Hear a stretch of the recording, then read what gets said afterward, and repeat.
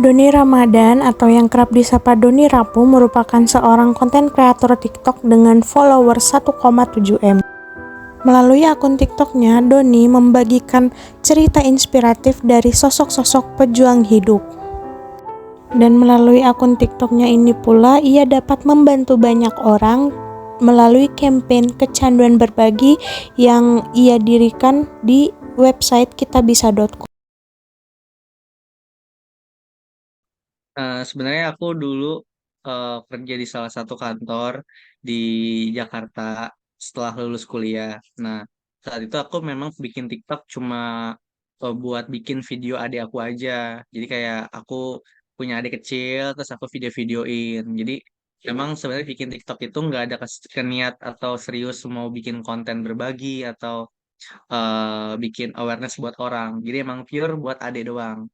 Cuma pada saat itu karena aku udah 2 tahun kerja, terus juga rame banget konten-konten ada in my life di Shopee gitu kan. Waktu itu aku kerja di sana dan kayaknya aku kayak tertarik deh buat bikin konten gitu kan. Cuman aku bingung mau konten apa ya karena pada saat itu kerja di Shopee menurut aku complicated banget. Terus juga kayaknya kayak aku nggak punya waktu deh buat konten gitu kan. Jadi ya nggak punya tuh konten tentang apapun pada saat itu cuma konten adik doang. Nah, sampai akhirnya aku resign dari sana, aku bikin tulisan lah di LinkedIn tentang aku resign di Shopee gitu kan.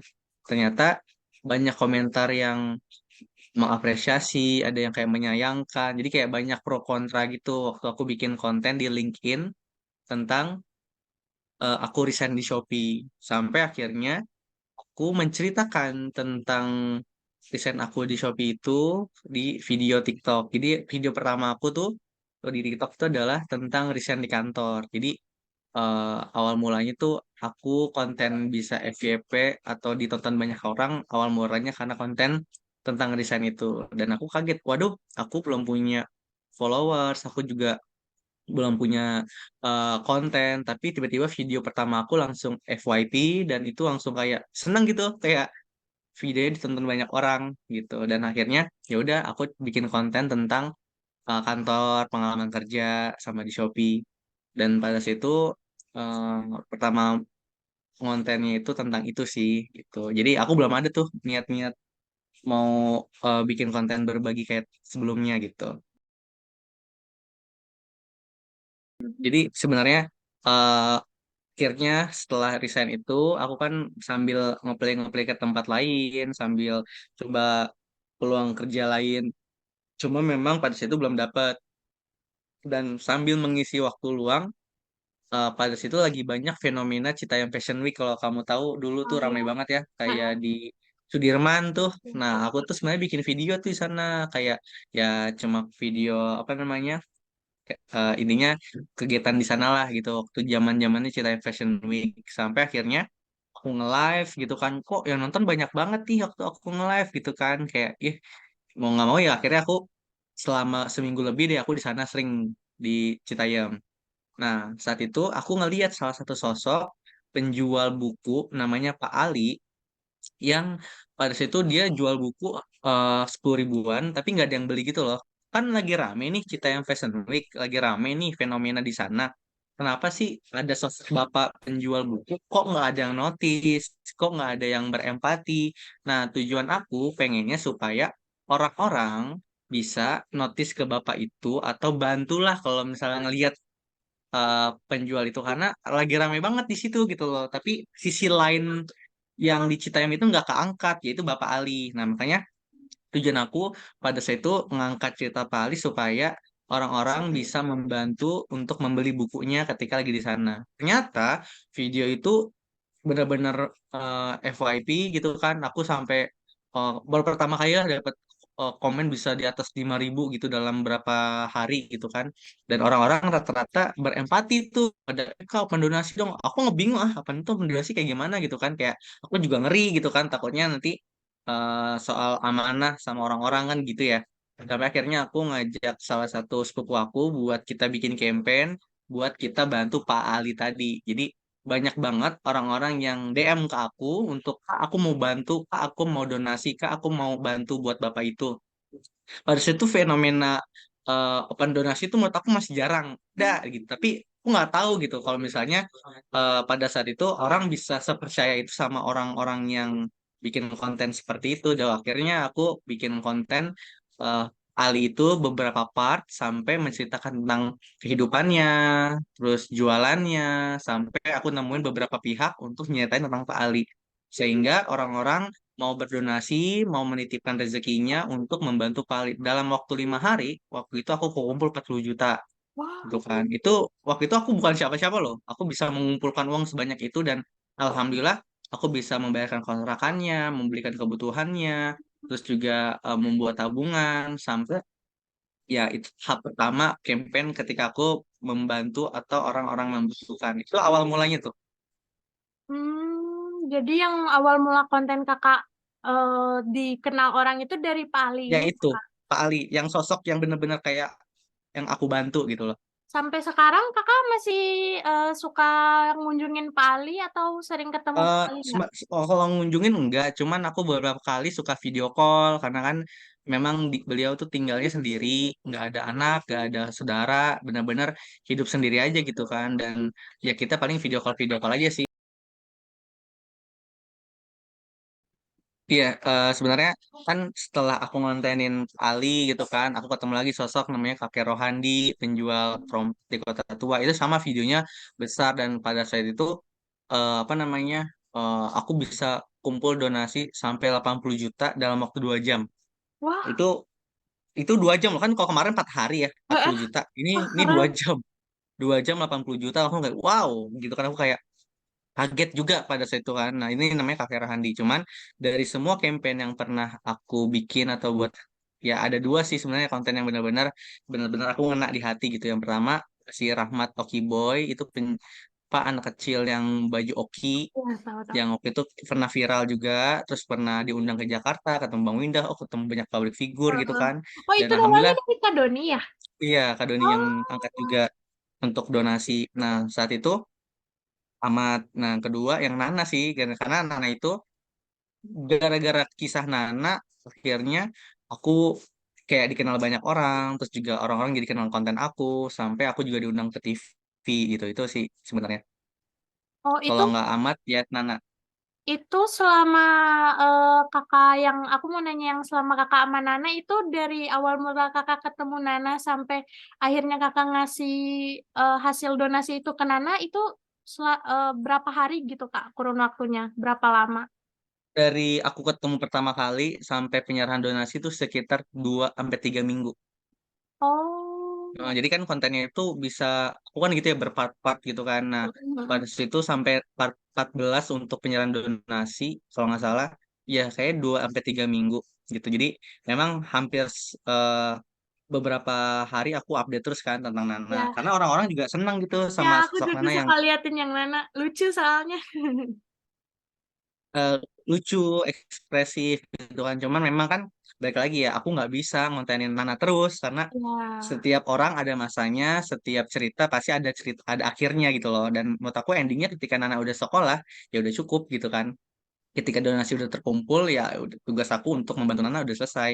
Walaupun memang sebenarnya bisa aja aku jenguk, aku nengokin, cuman kayaknya untuk saat ini aku lagi jarang ketemu sama Nana sih. Sebenarnya waktu aku bikin konten berbagi, aku sadar ya kalau zaman dulu gitu konten nggak ada uangnya gitu dan aku cuma emang passion aja untuk membantu dan aku senang aja gitu video aku ditonton banyak orang karena pada saat itu orientasinya belum ke materi gitu kan karena waktu aku kayak aku masih punya pendapatan di tempat lain, aku masih kerja pada saat itu kan. Cuman karena aku akhirnya memilih untuk konsisten dan akhirnya aku fokus di dunia konten dan aku pikir kayaknya ini harus jadi tempat yang benefit juga buat aku gitu loh.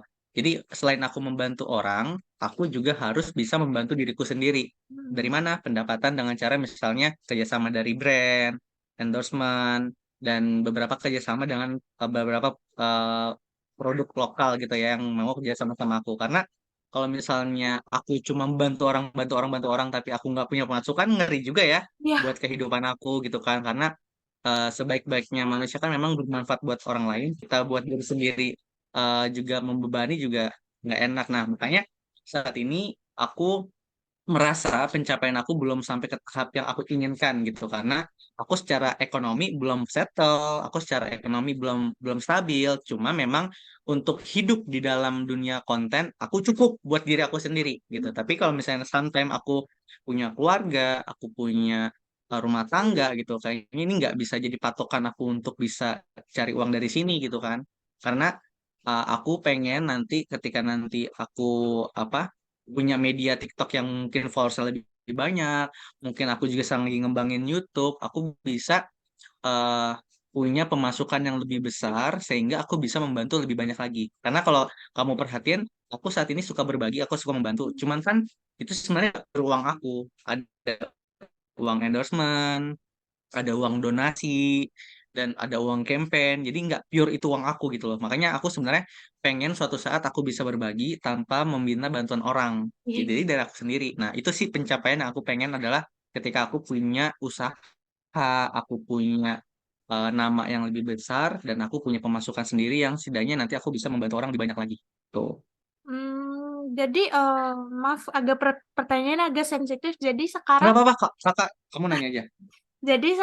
Kak Doni itu penghasilannya pure dari konten kreator TikTok ini ya?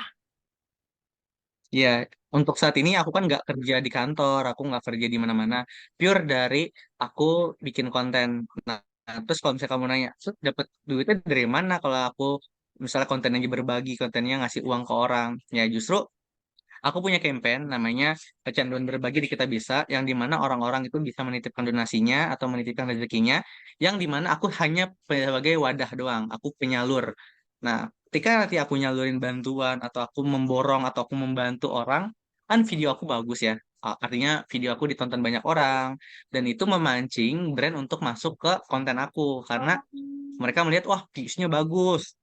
Akhirnya brand masuk buat kayak mau endorsement, buat kerjasama, dan dalam sebulan kayak bisa 2 atau 3 brand, menurut aku udah cukup juga sih buat aku setidaknya buat hidup selama sebulan gitu, karena hitungannya aku pemasukannya dari kerjasama endorsement gitu.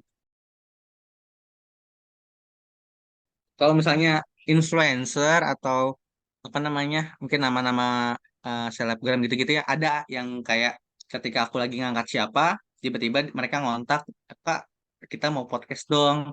Ada juga, "Kak, aku mau ketemu dong." Ada juga, "Kak, aku mau nitip dong rezekinya." Ya, bisa dibilang itu TikToker juga. Ya, ada juga sesama apa namanya influencer.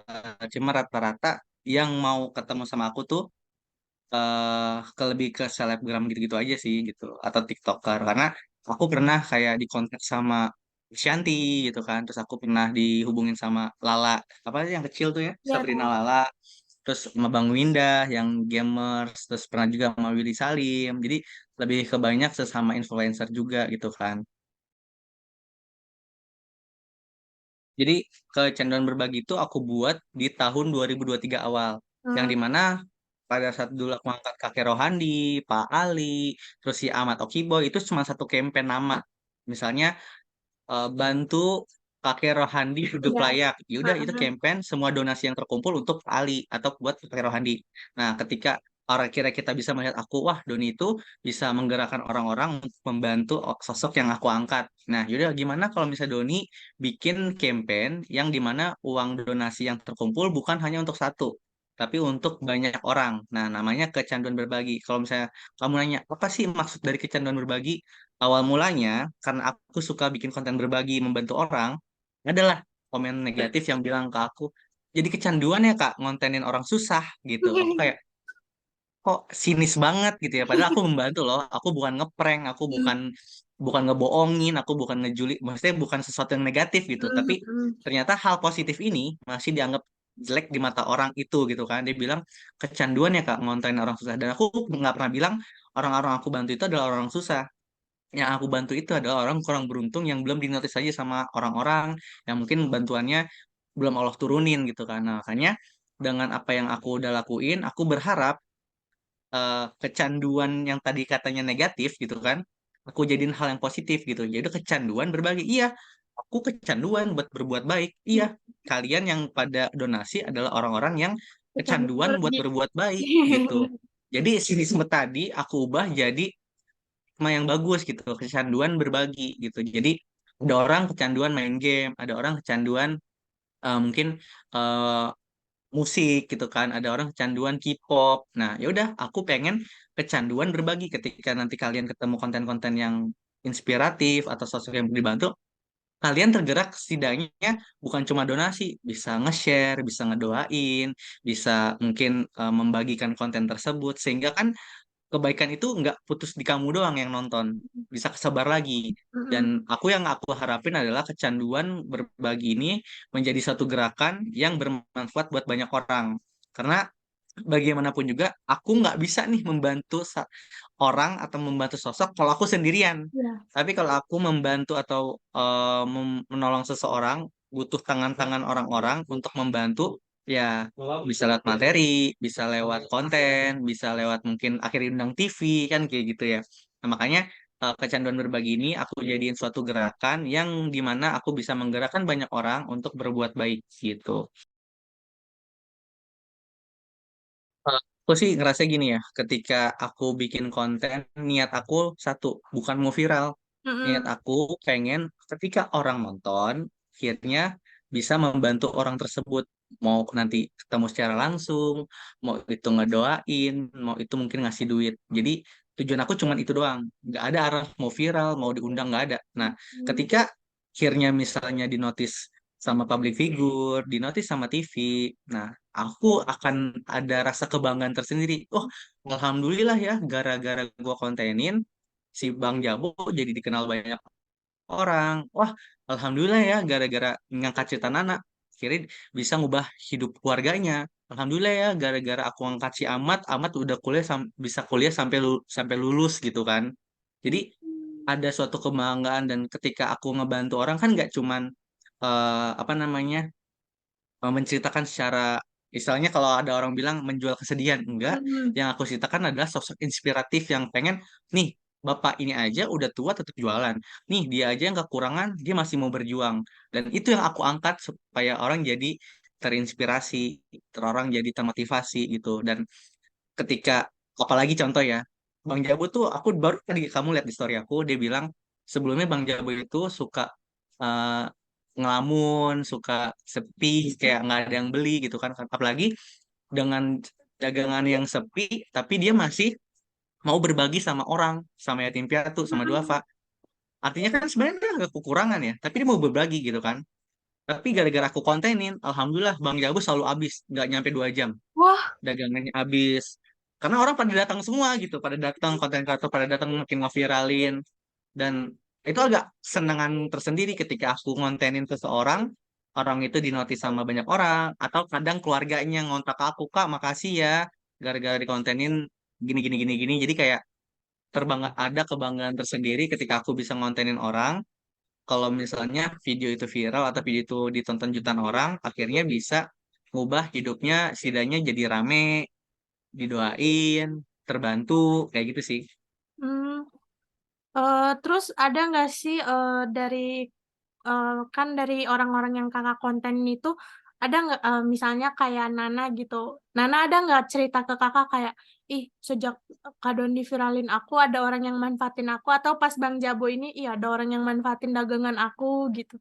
Ada nggak Kalau cerita? misalnya Nana waktu itu jualan, memang kan itu aku nggak tahu ya, emang seviral itu kayaknya cuma kayak semua banyak video-video yang jutaan-jutaan juga, tapi kok orang bisa seingat itu ya sama Nana gitu. Padahal eh, aku juga nggak ngerti gitu waktu masuk kamu kan, kok bisa seingat itu sama Nana, padahal itu udah lama juga gitu kan.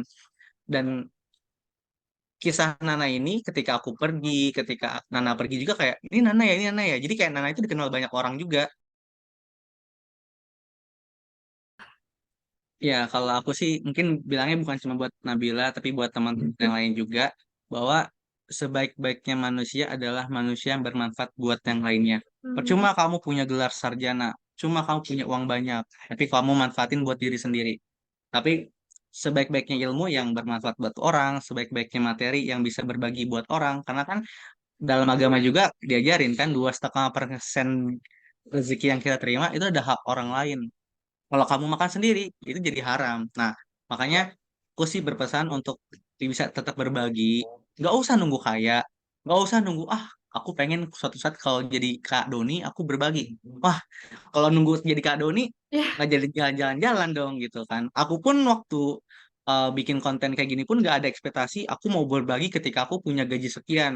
Aku mau berbagi ketika aku jadi kayak bayi muang. Enggak, aku berbagi ketika aku punya aku berbagi dengan apa yang aku punya dan akhirnya aku bisa memberi sesuatu yang berdampak buat orang. Kadang gini, kamu ketemu sama pedagang kecil yang sepi, yang dagangannya jarang dibeli, cukup beli itu udah menghargai mereka gitu.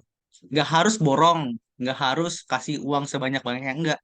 Cukup beli dagangannya, insya Allah itu bisa jadi bermanfaat buat beliau dan keluarganya gitu kan. Dan buat kamu juga jadi amal jariah gitu ketika udah membantu mereka. Makanya aku saranin atau aku himbau gitu ya, untuk berbagi itu nggak harus nunggu kaya. Kata Bang Jabu gitu, Ya. berbagi itu bisa kapan aja. Ya, aku sih punya wishlist mungkin di tahun 2024 aku punya usaha yang setidaknya bisa mensupport untuk kehidupan aku. Sehingga aku bisa berbagi tanpa harus nunggu donasi. Itu yang pertama. Terus yang kedua, aku pengen platform media sosial yang aku punya, entah itu Instagram, TikTok, atau YouTube, aku bisa berkembang. Aku pengen punya tim. Yang Hmm. dimana nanti kalau misalnya aku punya tim dan aku bisa berkembang, setidaknya akan banyak orang-orang yang lebih banyak dibantu dan aku nggak capek sendirian gitu. Kan akhirnya orang-orang kayak Willy Salim, mungkin Mbak Imong, awal mulai dari hal-hal kecil yang dia lakuin, tapi karena dia konsisten dan dia berkembang, akhirnya jadi sebesar itu gitu kan. Nah, aku pengen suatu saat aku bisa jadi mereka, tapi aku tetap jadi pribadi yang saat ini. Kak Doni, makasih banyak ya. Nanti Ya, Nabila. semoga di lain waktu kita bisa bertemu dan aku bisa ikut Kak Doni Siap, siap, ngebantu-bantu siap, siap, juga. siap, Makasih banyak ya Kak. siap. Makasih ya Semoga Nabila ya. Kakak Semangat ya rezekinya banyak kuliahnya. terus. Amin. Semangat Makasih tugasnya. Kak.